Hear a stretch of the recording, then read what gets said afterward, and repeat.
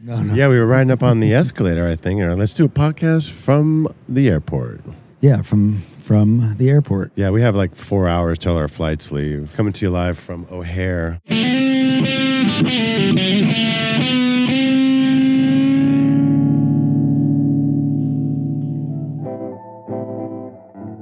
That's Thomas Slanker, my teammate on the Cap City Cobras, and my guest for this episode of Sandlot Social Club. Welcome to the show. I'm Adam, your host. After my plans to record at the Field of Dreams during the second annual Sandlot Bash were stymied by gusty conditions, I switched on the mics at the airport. Thomas is a pillar of the Cobras pitching staff, and in his own words, burning with competitive fire for baseball. More on that in our conversation, where we also share some of our favorite moments from the weekend of games in Iowa, flashback to our first practices as Cobras, and venture into a fitting baseball topic given the circumstances of our makeshift studio around the corner from the baggage claim. Failure and redemption.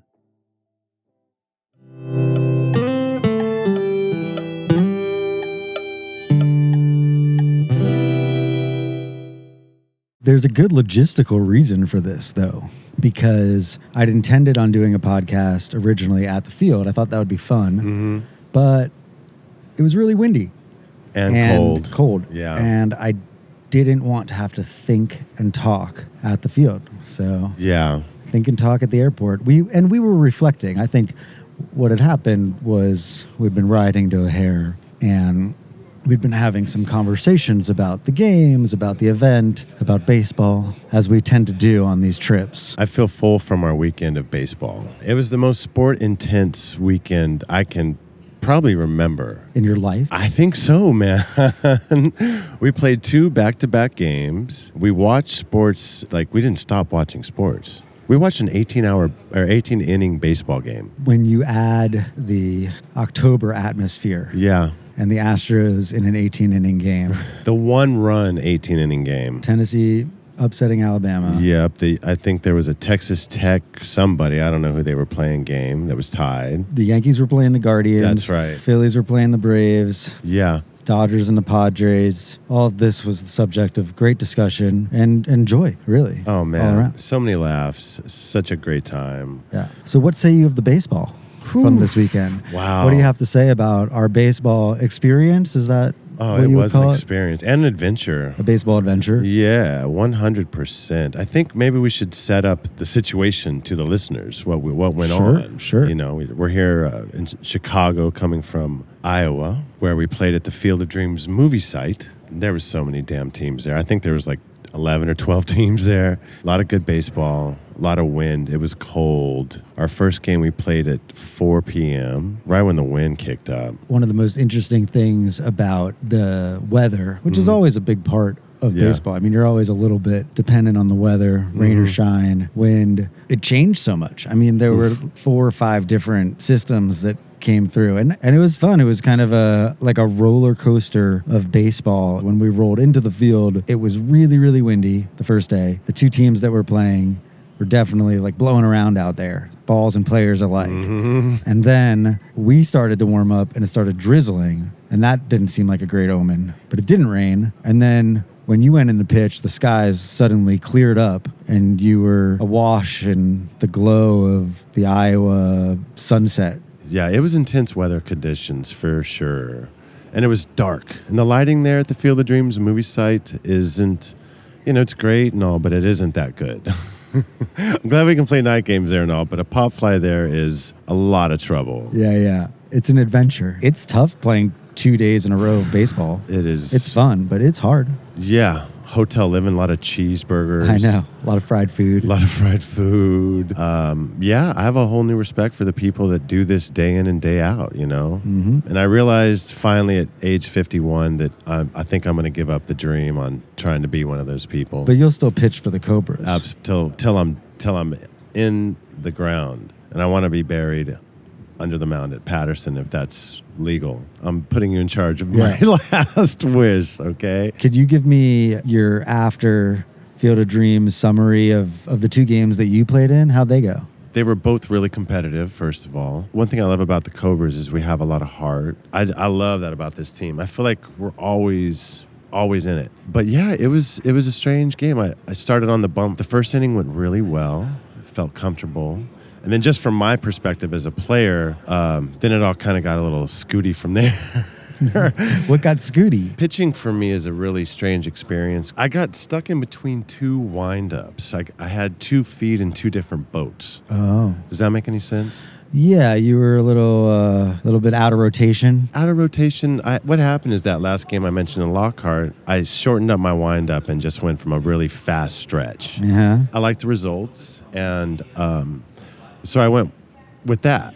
I started the game throwing in that kind of way. And then the second inning, I got into a little weird trouble. I think the bases low. There's a lot of walks. And then I started going back to my old pitching style. And then so whenever it wouldn't work, I'd start going into, and then my curveball disappeared somewhere. Yeah. It just everything kind of fell off the rails from, my perspective on the bump. But fortunately, our defense is rock solid, and I saw a lot of great defensive plays. And, also from the bump, I get this awesome perspective of, after the hits hit, I get to watch the Cobras play ball, and I see our practice come in. I see good relays. I see everyone knowing what they need to do and where they need to go. I see a well-coached team. So that's always a real pleasure for me. And then, a lot of people laying it out. Pete laid out on a great play to third. He stopped at least a double,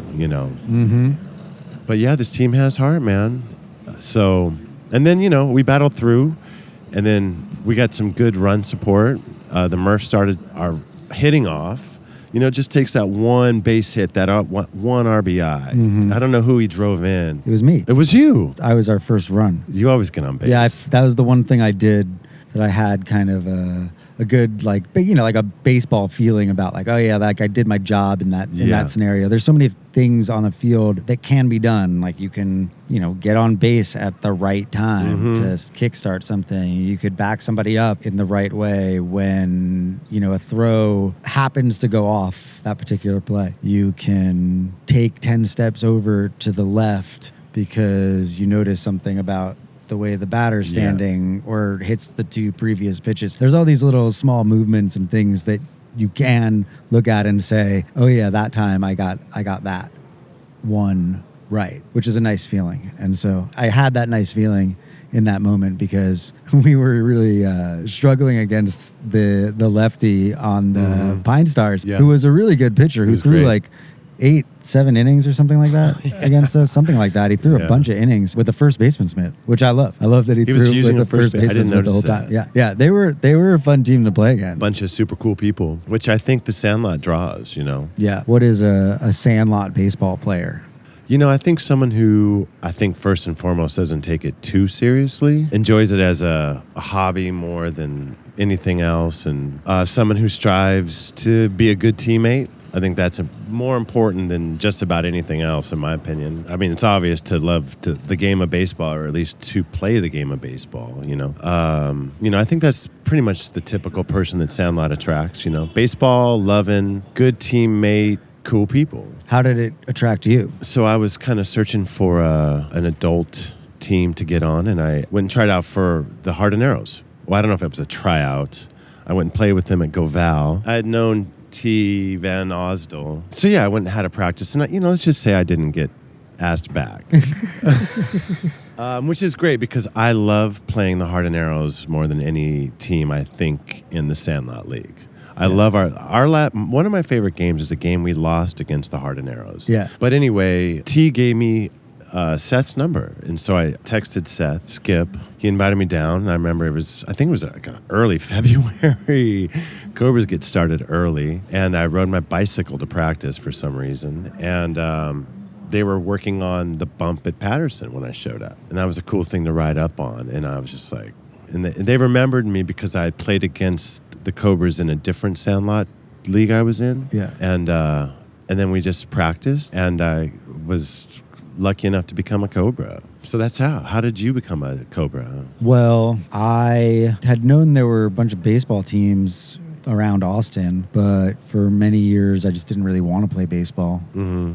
And so I would go to games sometimes. You go to Sandlot games? Yeah, I'd been to like a few Uh-huh. games, and I started to reach out to some of the teams in Austin because my mind had changed, and I thought it sounded like something that I'd enjoy doing in the right situation. I didn't know if I would find the right situation. I think it is actually pretty nice what we do in terms of holding, this public baseball space that's always there, every Wednesday. Yeah. We've added so many people to the mix just from playing baseball on a regular basis and seeing what happens, right? There's a chaos to it a little bit, Absolutely. which from time to time, which I really like. It's just a different vibe depending on who's around and what the baseball mood of the park is on that particular day. But I love that we meet up regularly. And so since that was the case, Tucker said, just come down. Then I discovered that it's right near my house. Mm-hmm. So it was pretty easy to come down. And then you started chatting with me. You were like the first person to talk with me on the field. And you were just really friendly. I don't know. It was not what I was expecting. And you were like, hey, man, I'll put it this way. You were very excited that I'd come down to play baseball. And that's how I would describe you. You're a person who, if someone wants to play baseball with you, you're like pretty jazzed. You're like, let's go. Like, let's play baseball. And I liked that energy. And that was my introduction to playing ball with the Cobras. And I've stuck around. I've come back to that practice, every week, give or take a few here and there over the past few, couple years. That first catch is always real nice, right? Oh yeah. I remember really enjoying that first day, running around, catching the fly balls. I was a little I felt really shaky catching fly balls. It's like, as you understand, because you always feel shaky catching fly balls. They're nerve-wracking. Yeah. Oh, I forgot too that then the next time I came to practice, you also came up to me and you're like, hey man, really nice to meet you. I didn't remember meeting you the week before. Are you saying that I didn't remember? Yeah. That is so funny.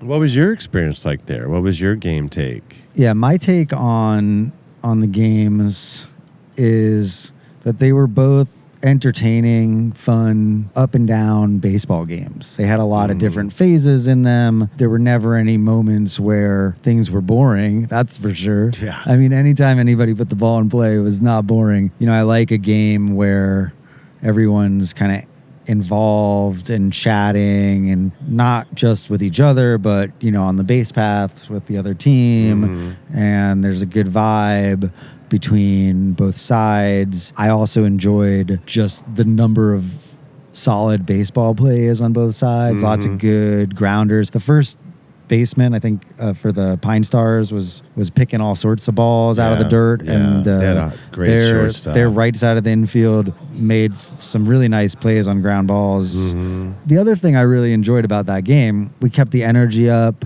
It's tough when you strike out. It doesn't ever feel good, Yeah. And so, but we kept the energy up every inning, and we found things to get excited about. And I think that's what I loved most about that game, was how often we found things to get excited about, because there is so much to get excited about, even when it might seem like there's not as much to get excited about through a certain lens of looking at it, right? Like if you're just looking at like the score or something like that, there's not anything to get excited about. But if you're looking at the last play and that ground ball, yeah, there is something to get excited about. Oh, yeah. And none of those ground balls are guarantees. I mean, because this is Sandlot. That's absolutely right. That's why you have to run every time to first base as hard as you can, no matter what. I had a little stage fright at Field of Dreams. I'll say that too. Sure. I think it's a bit of an intimidating place to go play baseball. Yeah, there's a lot of buildup. That game is on the calendar all year long. It's 100% different environment. But it's also a very nice field. It's very yeah. beautiful. I remember being in center field. You can see the entire field. You can see the house behind it. You can turn around and the corn's right there. And you can see the telephone poles stretching into the distance. Yeah. And if you're out there, around 5:36 when the sun is going down and the light's just right, that golden hour, it is an intense sensory experience to be playing baseball and have that light shining down on you. I remember looking over at Grace playing right field, and she just looked so cool against the corn with the light at that hour. So I really enjoyed that moment of being in the outfield. That was one of my favorite sections of the game. There's not a bad view from anywhere in. I'm sure there's not a bad view from anywhere at Field of Dreams. I'm like, my view is the best view at Field of Dreams. I play center field. Until you've seen center field. I can tell you what. You can tell me the view from center field is, I don't know, the Golden Gate. I don't care what it is. The Redwoods, I don't care. I'm not going to play center field. I don't have any business being there. Travel games, too, just from a team perspective, are so cool. I know that every team that attended this thing they're going to be a better team and all closer as just, as a team. Yeah. That's what I've seen it do for the Cobras. We've been traveling together since, I don't know what the first travel game I went on was to LaGrange. Oh, LaGrange. It was a rainy game. Yeah, tuck pitched, a great game. And, even that was one of the first games as a Cobra, and that was a travel game. And so I've been traveling my whole experience with him. It's kind of the same as you. Traveling together makes a team stronger, I think. I traveled very quickly after coming out. What was your first travel game? Here. Field of Dreams. Yeah. What a great way to kick it off. What a wild way to kick it off, right? Yeah. Last year, I remember for weeks leading up to it at practice, you'd be like, are you coming to Field of Dreams? You coming to Field of Dreams? Yeah, I made the decision to go, and I'm really glad that I did because, one, it was surreal, right? Like it was just a surreal experience overall. It's a pretty surreal place to go to. I'd never been to Iowa, and I didn't really know what to expect, but what I really enjoyed about it was getting to kind of see where some of the kind of history of the Cobras vibe comes from. At that point, I'd never met Seth.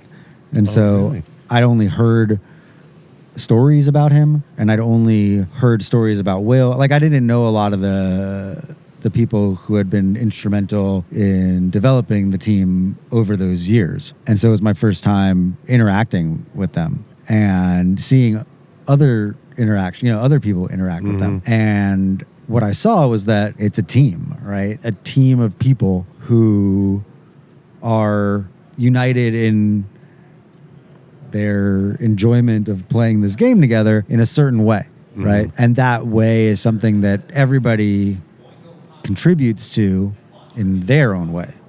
And that's really neat to be a part of.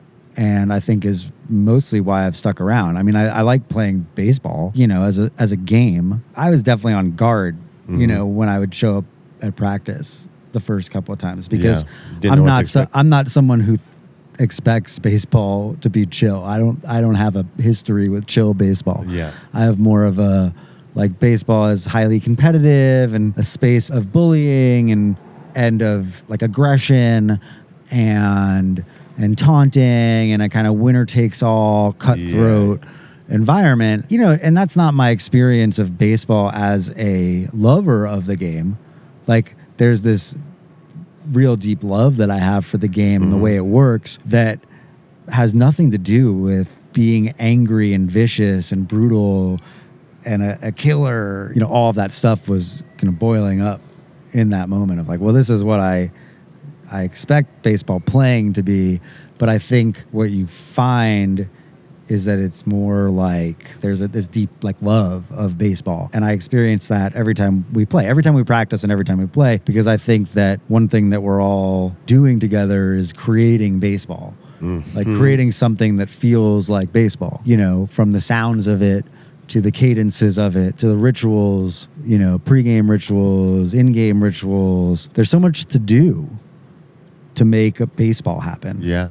And we need 20 people showing up to games to make it all happen, to bring the chatter and the noise and the coaches and the warm up, all of it. It takes a lot to pull off even a Sandlot baseball game, man. Yeah, it's a high production operation. Yeah, you got to get in touch with the city. I see that too with people. They come to Sandlot. They got their wounds from their past baseball experience, right? Whatever that looks like. Whether their dad was an asshole and there's so many different ways people get that bad taste in their mouth from baseball, bad coaching, bad whatever, man. And I've seen people come to the Sandlot and just all of that prior experience goes away and they get to play baseball. We get to play baseball with just nothing but this really cool spirit. There's none of that. You need to run harder. There's, you want to get a scholarship. You want to, Yeah. And that stuff starts early, man, like little league age, dude. I think this Sandlot League is for me the best baseball experience I've ever had. From T-ball to high school to men's leagues, this is numero uno. And for a lot of people, the first baseball experience that Yeah, they've had, I love that. which is also a really wonderful I love that thing. so much, yeah. I love seeing the person that's never played before show up and start developing their love for playing the game. And getting better, too. That is the coolest. Do you have a favorite moment from this weekend? I had quite a few favorite moments. Skip had one of my favorite plays of the night. Later in the game, he had a pop fly to him at second. He was playing second base. You remember this play? Like we said before, any pop fly was a hard ball because it was windy and dark. But he bobbled it, unlike Skip. He dropped the ball, and there was a runner at first. There was no play at first, so he grabbed the ball and hucked it towards second base, and Ryan was there. And we got it was a third out of the inning, if I remember correctly, right? Yeah. And the thing I loved about that play, and I love this about baseball, is that you always get a shot at redemption in baseball. But it's not usually in the same fucking play. You know what I'm saying? He had a chance to redeem himself in the same play that didn't go his way. And that, I love the redemption angle to baseball. So every time I get to see that element happen in baseball, like Reed's, we were talking about this earlier, Reed's, the game-ending last catch, which, I hate to bring up failure, but let's face it, failure is a big part of baseball, as we all know. He bobbled this, he was playing center field, which is not his natural position, but fortunately he got to see the view. Fortunately, he got the view. Yeah. And, it was a pop fly. And it'd be a can of corn in different conditions with a real center fielder. And Reed wouldn't mind me saying that. There's no such thing as a real center fielder slang. It's a tough position, man. It's a scary. I'm intimidated by that. But so he dropped the ball, and then the game ending out was him catching almost the identical fly ball. Yeah. And that's, let's face it, you are going to screw up more times than you succeed. And hopefully not the field, but at the plate for sure. Oh, yeah. And with pitches, chances are I'm going to throw more hittable pitches and balls than strikes. Okay. How do you deal with the massive amount of failure that you experience? Well, first of all, I want to thank you for not understating the amount of failure that I feel I experience as a baseball player. No. In all seriousness, like you pointed out, even on a pitch, right? Like you're on the bump, right? You're a pitcher. You have an intention. I know that you're not a thrower, you're a pitcher. You're thinking up there about what you want to do. So you're trying to execute and you're trying to hit a spot. You're in this zone on the bump where each pitch has a job that you imagine for it. And oftentimes, as you've said, doesn't necessarily work out. So I'm curious what your mentality is when it comes to all that stuff. Well, first of all, again, back to not taking it too seriously. Yeah. I think that's a huge quality to have, right? Yeah. It's not taking it too seriously, but I don't know if I come off this way, but I am a very competitive person. You don't come off that way. I don't, but I like.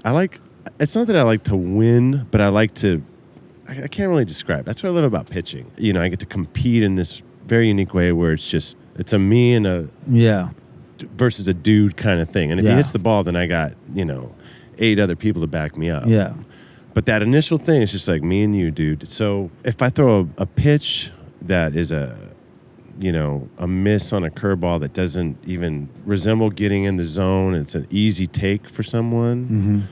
Mm-hmm. I have an instant flash of anger, if I'm being honest with you. Sure. And then I get the ball back from the catcher, and then I walk right back to the rubber, and that's the only thing I'm staring at. And I set, and I get the sign from the pitcher, and I throw the next pitch.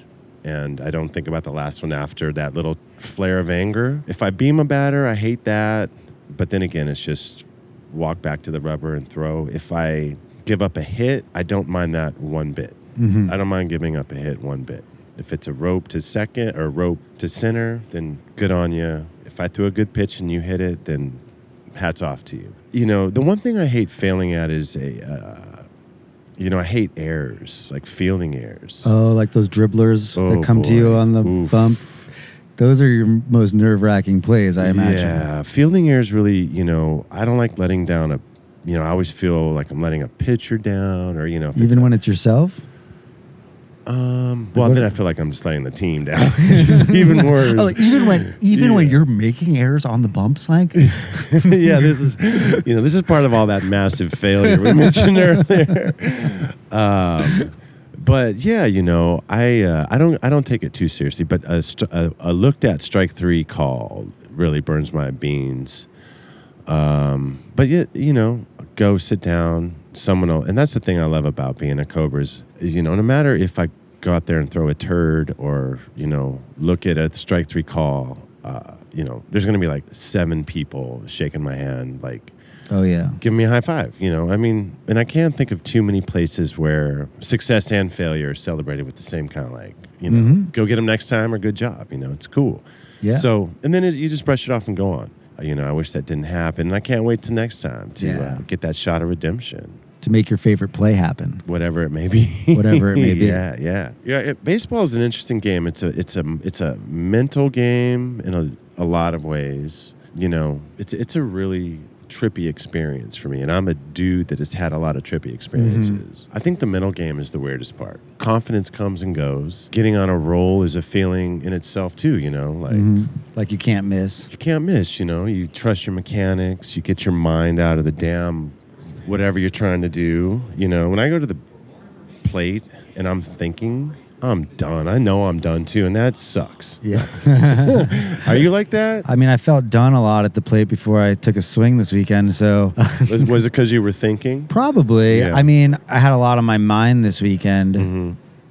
There's a lot going on. It's a frenetic environment. Like I said, I love playing baseball everywhere. Yeah. But you're always more comfortable at your home field, I think, and I just felt the discomfort of being away from home. Yeah. And was thinking about that because it's not really an experience that we have that often. And this was our second time here. So I had another prior experience of being here that was also very different from this year. And so a lot of that was just in my head the whole time. Yeah. And I felt kind of stiff overall. But I deal with the failure stuff I love failure. I mean, I think it's actually a really, it's a still good feeling. And I guess what I mean by that is that I love equally the moment of diving and catching the ball and then diving and not catching the ball. Like, it's an extreme feeling in the body. Yeah. And like going to that depth in your body and mind through the attempt is a really rich experience that I like to repeat over and over again, I guess. There's kind of like a going and coming back to it,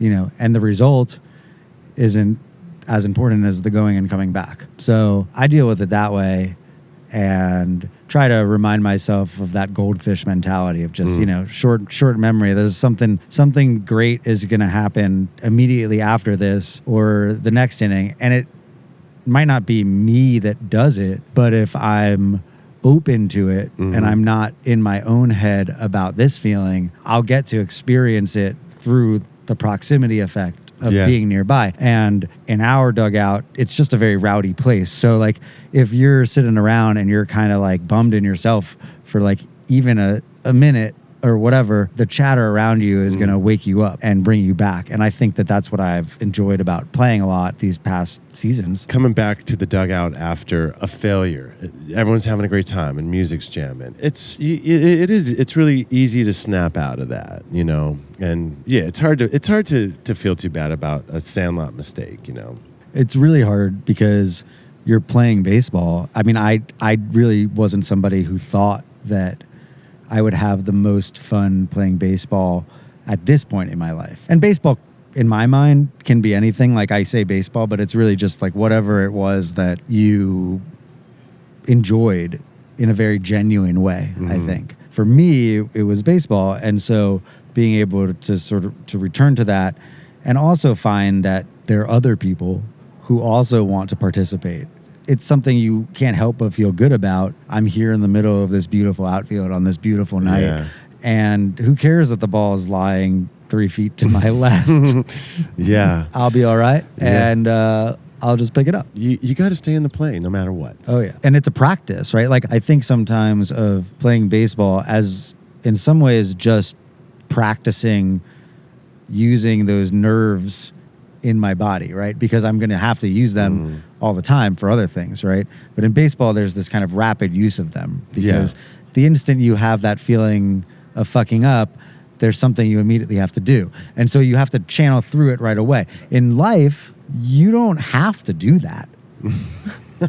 That's a good point. I like that actually. Sit in your failure. I mean, funny. you're able to. You don't have to do it. And frankly, I think often you probably don't because you want to wallow in it or you need to or whatever. People talk about closure or whatever it is for any sort of thing that is a quote unquote failure. But on a baseball field, you have to go through the full cycle in as fast a moment as possible. And it's nice to practice that nervous interaction. And I say nervous, I guess I mean like nervous system interaction within yourself and to have it mean very little in the grand scheme of things, right? It's not your job. It's not something that there's a lot of stakes with. You don't have consequences, really. You don't, but there's nothing more important than after you bobble a damn grounder to run to that ball and get it to wherever it's the most important thing in the world in that moment, right after you had just screwed it up. You can't just like throw your glove to the ground. Yeah, and if you do, someone's going to call you out on that shit. And that is another cool thing about baseball is if you're somehow getting out of line, someone's going to be there to be like, yo, man, you don't pull that bullshit on a Sandlot field. You know what I'm saying? That's part of what is being a good teammate's about. It's to keep people in line because emotions run high, I mean, people can get hot over this shit. I understand. Folks are competitive, but, when someone does start to boil up, it's got to be someone's job to bring that fool down. For the good of their own baseball experience. Yeah. I understand competitive hotness, like... You must feel hotter than you run because... Are you implying that I'm slow? I don't run hot, but when I'm playing baseball, man, I do feel I can tell sometimes in the subject matter of things that you say, but never the like tenor of it, like the tone. Yeah. I don't hear you saying things on the baseball field that sound like you're running hot. Well, not necessarily angry, but there's, when I say hot, like there is a competitive fire. Right. If that's what we're talking about. Fire. But yeah. We had a game at the Long Time I think it was a couple months ago. I had a single. Well, it wasn't a single, actually. It was a grounder to short, I think, and the ball was thrown right of the first baseman, and it hit a post. I remember. Do you remember this that? Play? Yeah. And, man, I started rounding because I thought the ball was going to go out, and we were down. I was trying to get an extra base, so I started rounding first. On any other field in the world, that would have been an out-of-play ball. Yeah. But it wasn't on this field. It hit a pole, and it literally bounced right into the first baseman's glove, and he called me out. Bumper baseball. And man, as soon as the ump called it out, I turned to him and I yelled at him. I was like, "What? That ball is out of play." I didn't really yell, but I said, I don't think you were yelling. I don't remember. That's the thing. I remember this happening. I turned around. I said, "That ball was out of play." Maybe it was kind of that tone. Yeah. I didn't yell, but I told him that ball, and I was wrong, of course. But in the moment, I didn't think so, and I was like, "All right, shut the hell up. Run back to the damn dugout, and get ready to try to fix that stupid mistake." And one thing the great Ian Stowe pointed out over this trip was that, after you fuck up, it is a learning opportunity as well, right? You can say, all right, man, I won't make that mistake again, whatever it is, and hopefully you can make adjustments and you learn from it. Was that in reference to you and him prancing around on third base? I didn't really want to bring up any more failure in this episode, but you brought it up. Like we're in a close game. We're gonna run ourselves out of this particular play. Should I say what happened? Yeah, tell the story about the play. It was our first